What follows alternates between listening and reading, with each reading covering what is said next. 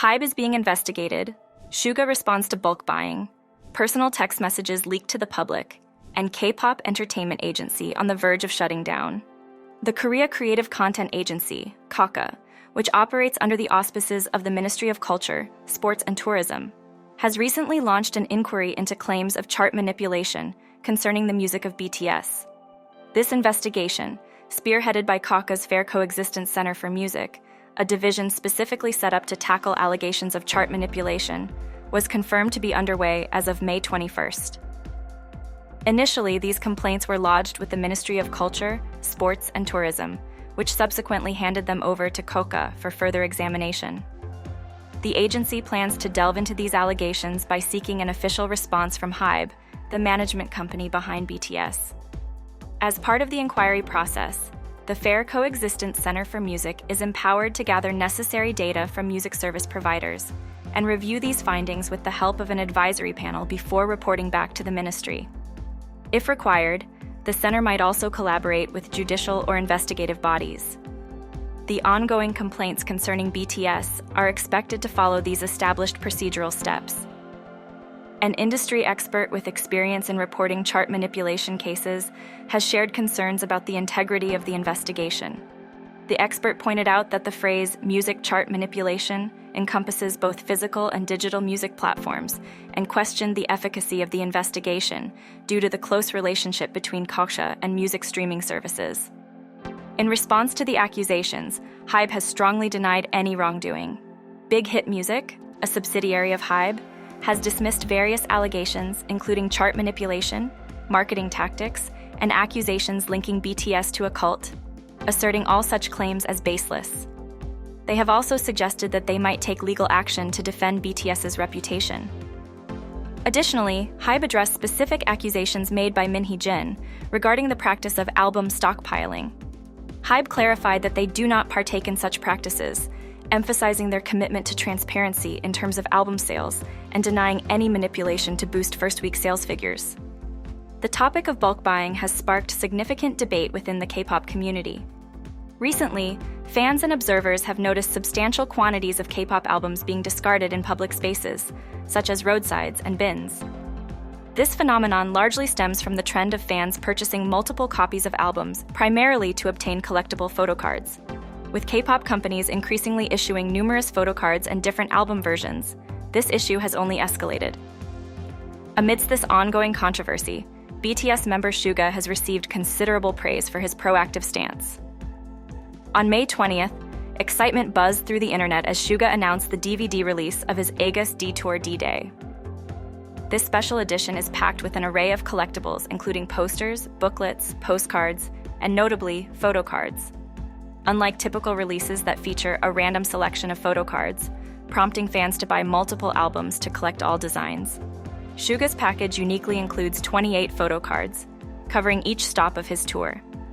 This approach ensures that fans receive a complete set of photo cards in a single purchase, a move that was met with enthusiastic approval from the fanbase. This decision by Suga appears to be a thoughtful response to the broader issue of bulk buying, highlighting a growing concern among netizens about the environmental impact of such practices. Fans and observers alike are calling for K-pop companies to address and regulate bulk buying more effectively to mitigate its environmental consequences. BTS's RM and Jimin were recently featured in a new video on the Bangtan TV YouTube channel. The video showcases the two discussing music and listening to RM's new song, Come Back to Me. In the video, RM expressed his nervousness about sharing his music, noting that the sound of this particular song differs significantly from his usual style. He elaborated on his feelings by saying, "I'm always nervous when I play a song for someone for the first time. The sound is very different from what I usually do, so I was pretty nervous." Jimin, reflecting on RM's music, commented that RM's albums often feel deeply personal, like a diary, providing clear insights into his thoughts and emotions at different times. He shared, "Namjoon's albums always feel like a diary. You can tell exactly what he was thinking at the time and what he's feeling now." As they enjoyed the song together, RM shared a moment of introspection with Jimin, mentioning how he realized he had been overly tense in the past decade, often switching between two modes, turn on and turn off. He admitted, Looking at myself, I thought for the first time ever, why was I so tensed up for the past 10 years? I only had 2 modes, turn on and turn off. I kind of felt bad looking at myself. The teaser concluded with a mention that the full video would be released on May 25th. Following the video's release, fans on social media began speculating about a possible collaboration between RM and Jimin, particularly after BTS's official X account shared the clip. Discussions and theories abounded, with one fan pondering if this signaled an album exchange, and another suggesting potential album titles and collaborations. Others speculated about upcoming projects from Jimin, hinting at a continuation of musical releases following RM's album. Jimin is renowned not just for his skills in music and dance, but also for his philanthropic efforts. Jimin has made numerous contributions to charitable organizations, helped provide essential supplies to his alma mater, Busan Arts High School, and much more. These efforts are often carried out with the assistance of his father, Park Hyun-soo. Park Hyun-soo himself has been active in philanthropy, making several donations on behalf of his son. Notably, he collaborated with Archive 4H Hotel to provide free accommodation for BTS ARMYs visiting Busan in January 2024. This gesture was announced via his cafe's official Instagram account, though the post was later removed as of May 18th. Jimin prefers to keep his donations discreet. According to the Economic Times, he made a substantial donation of $76,000 to UNICEF to aid children affected by earthquakes in Turkey and Syria in February 2023. Park Hyun-soo's philanthropic actions have touched various sectors, especially education and support for children in need. Here are some highlights of his contributions. Nam District in Busan revealed that Park Hyun-soo had been donating food to low-income families since September 2020, which earned him the nickname the Ramen Fairy. According to Times Now, his contributions included over 100 canned tuna gift sets and 5,250 boxes of instant noodles, totaling around $57,000. Additionally, he made a further contribution of $3,800 to the same organization in August 2023. Park Hyun-soo donated signed copies of the BTS album Map of the Soul, Persona to the Beautiful Store in November 2020. This nonprofit runs over 100 stores across Korea, and the proceeds from the resale of these albums aided children from low-income families during the pandemic. In March 2024, Park Hyun-soo donated to the Department of Physical Therapy at Donggawi Science University. He initiated the BTS Jimin Scholarship to fund a student's education while Jimin was serving in the military. When Hodong Elementary School in Busan closed in February 2018, Park Hyun-soo donated signed BTS albums and covered the cost of school uniforms for all graduating students, marking an emotional support during the closure. In February 2020, he donated approximately 1,200 new desks and chairs to Busan High School of Arts, Jimin's alma mater, further enriching the educational environment. He made a generous donation of about $75,000 to the Busan Metropolitan City Office of Education in September 2023, aiming to propagate Jimin's positive influence among 220,000 students. On July 29, 2020, Park Hyun-soo discreetly donated around $73,000 to the South Jeolla Office of Education to honor his son. The office confirmed the donation later in August of the same year, acknowledging the positive impact. Recent reports suggest that Hee Jin, the CEO of Adore, might have attempted to use the parents of NewJeans members to her advantage before an audit by HYBE was initiated. On May 21st, it was disclosed that Hee Jin had a discussion with the head of the Adore unit the day before the NewJeans parents sent a complaint letter on March 30th. In this discussion, Hee Jin reportedly expressed her intentions to leverage the parents' position, as long as these actions did not breach the shareholder agreement. She questioned whether the perspective was that of the mothers and suggested adjusting the tone accordingly. Hee Jin proposed utilizing the fact that the mothers had not signed contracts with HYBE and discussed whether there were any objectionable clauses. Moreover, on April 20th, just 2 days prior to HYBE beginning its audit of Adore, there were indications of a strategy to confront HYBE. It was proposed that the mothers should file complaints with the Fair Trade Commission because it would appear inappropriate for the subsidiary to do so directly. The rationale given was that criticism from the mothers would seem more credible and demonstrate innocence, whereas a complaint from the subsidiary could lead to accusations of damaging the company. During a court hearing on May 17th, regarding an injunction against voting rights exercised by Min Hee Jin, HYBE argued that Min Hee Jin planned for the NewJeans parents to voice their complaints first to avoid breaching the shareholder agreement, alleging that she was using the NewJeans members and their parents to further her own objectives. In defense, representatives for Min Hee Jin denied these accusations, stating that the NewJeans parents did not act on her instructions.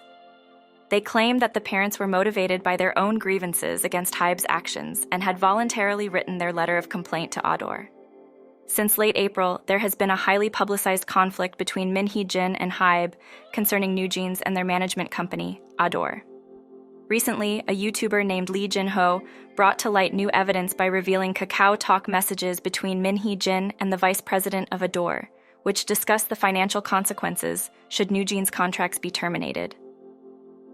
In these messages dated March 14th, the vice president informed Min Hee Jin that the termination fee for each member of NewJeans would be roughly $10 million, totaling about $50 million for all 5 members.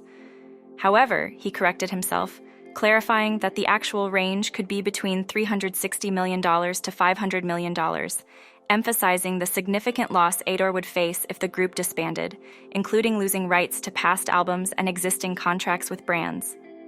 According to the current shareholder agreement, any major decisions such as contract terminations or renewals require the approval of the Adore board. These leaked discussions have raised suspicions among the public, particularly towards the vice president, rather than Min Hee Jin. Many people have noted his odd way of presenting the information and speculate whether he might be influenced by HYBE. Public reactions have varied, with some questioning why legal action hasn't been taken against the vice president, while others mocked HYBE for what they perceive as an ineffective strategy of dealing with the situation through intermediaries like YouTubers and journalists. Online comments reflect a mix of ridicule and support for Min Hee Jin, with many noting that her simple response of surprise should not be construed as wrongdoing. Others compared checking potential financial implications to common workplace practices, like inquiring about severance pay, arguing that it doesn't necessarily imply intent to leave or breach duties. Some commenters suggested that if there were a genuine issue, HYBE should address it directly rather than relying on partial message leaks, and questioned the appropriateness of the vice president's handling of the conversation. South Korean actor Ro Jong-hyun, known for his role as BTS's Suga in the HYBE K-drama Begins Youth, recently shared a behind-the-scenes video on his official YouTube channel. The drama, inspired by BTS's HYBE trilogy and the Save Me webtoon, explores the challenging lives of 7 high school boys as they face issues such as family responsibilities, grief, poverty, abandonment, violence, and rejection. In the video posted on Sunday, May 19th, Ro Jong-hyun revealed some insights from his audition process. He mentioned that while the production crew initially appreciated his acting skills, they were not completely satisfied until they discovered his personal interests. Ro Jong-hyun explained that during the audition, he was asked about his usual activities, to which he responded that he typically spends time at home watching TV or sleeping. This similarity to both the real-life Suga and the character Min Sin he portrayed, who also shares these traits, earned him additional favor from the production team. He said, "When I was cast for this role, the response was that my acting skills were pretty good and okay. But the production team must have been a little disappointed. Then when they talked to me, I was slow to talk and didn't speak much." Moreover, Ro Jong-hyun shared how he made physical changes to better embody the character of a high school student. He gained 2-3 kg to appear younger and more similar to BTS's Suga, explaining that he was skinnier and looked older due to his real age of 29 at the time of auditioning. He is now 31. The actor also mentioned how the ensemble cast worked hard to mirror the personalities of the BTS members they portrayed, with extensive preparation, including research and reading about each member. He shared an anecdote about how a habit of his character, biting nails, transitioned into his real life, becoming a habit that he eventually managed to break. Ro Jong-hyun said, "This drama took quite a long time to film. After filming for over a year, it became a habit of Ro Jong-hyun, not Sin. At this point, I got rid of that habit, but I think there was a time when I was deeply immersed in the character Sin." On Tuesday, May 20th, Star News, a Korean media outlet, published an exclusive report indicating significant changes at Connect Entertainment, an agency founded by Kang Danielle. According to the report, all artists at the agency, including soloist Yoo, singer and producer Chancellor, and the dance crew We Dem Boys have decided to leave the company. This exodus includes Kang Daniel himself, who despite founding the agency is not its major shareholder and is expected to see his contract expire soon. This mass departure has put Connect Entertainment in a precarious position, on the brink of closure due to the dwindling number of artists to support its operations. Additionally, Kang Daniel is currently embroiled in a legal battle with the agency's major shareholder, who holds about 70% of the company's shares. Kang Daniel has accused this individual of serious offenses, including falsifying documents and embezzling money, which have compromised the agency's future. Connect Entertainment, established in 2019 and located in Seoul's Gangnam district, originally housed 3 music artists and 1 dance group. Yuju joined the agency in 2021 but departed in mid-April of 2024. We Dem Boys expressed their intention to leave in November 2023 and followed through shortly thereafter. Chancellor has also reportedly left the agency. With Kang Daniel's contract set to end in early June, his departure will likely follow. Despite being the CEO and founder, Kang Daniel is not the controlling shareholder of the agency. The major shareholder, whose identity remains undisclosed, allegedly engaged in illegal activities that not only harmed the company financially, but also led to Kang Daniel deciding to leave. Kang Daniel has lodged a formal complaint with the Seoul Metropolitan Police Agency, accusing the shareholder of identity theft and fraudulent activities, including unauthorized use of his seal on an advanced distribution contract in December 2022, resulting in significant losses for him and the company. With only about 20 employees and no artists remaining, Connect Entertainment is expected to close or cease operations, highlighting a tumultuous period in the agency's brief history.